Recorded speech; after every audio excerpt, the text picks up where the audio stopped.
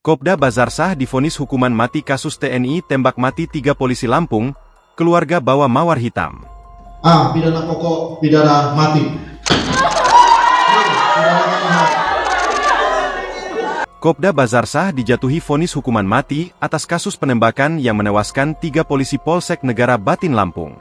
Dalam sidang yang digelar di Pengadilan Militer I04 Palembang, Senin, 11 Agustus 2025, tak hanya dijatuhi hukuman mati, Kopda Bazarsah juga dipecat dari TNI.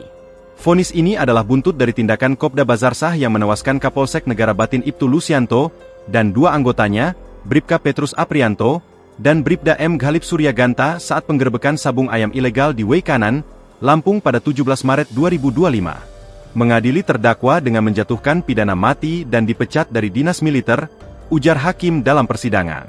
Meski dijatuhi hukuman mati, hakim tak sependapat bahwa perbuatan Kopda Bazarsah termasuk dalam tindakan pembunuhan berencana.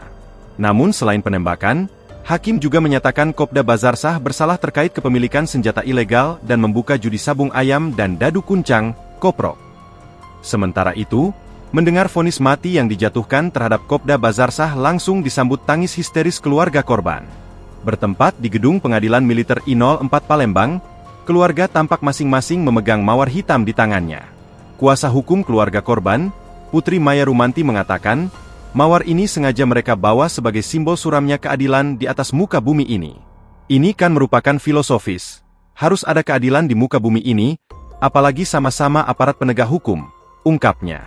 Sementara itu, menanggapi vonis yang telah dijatuhkan terhadap Peltu Yun Heri Lubis yang dijatuhi hukuman 3 tahun 6 bulan penjara dan dipecat dari TNI AD, Putri mengatakan, pihaknya saat masih menunggu langkah selanjutnya dari auditor militer. Lanjut Putri, keluarga sebenarnya kurang puas terhadap vonis penjara 3 tahun 6 bulan terhadap Peltu Yun Heri Lubis. Namun melihat Peltu Lubis hanya dikenakan pasal perjudian, membuat keluarga mau tidak mau harus puas dengan putusan itu. Di sisi lain, keluarga juga merasa puas dengan putusan hakim yang memerintahkan Peltu Lubis dipecat dari TNI AD. Download Tribun X sekarang. Menghadirkan lokal menjadi Indonesia.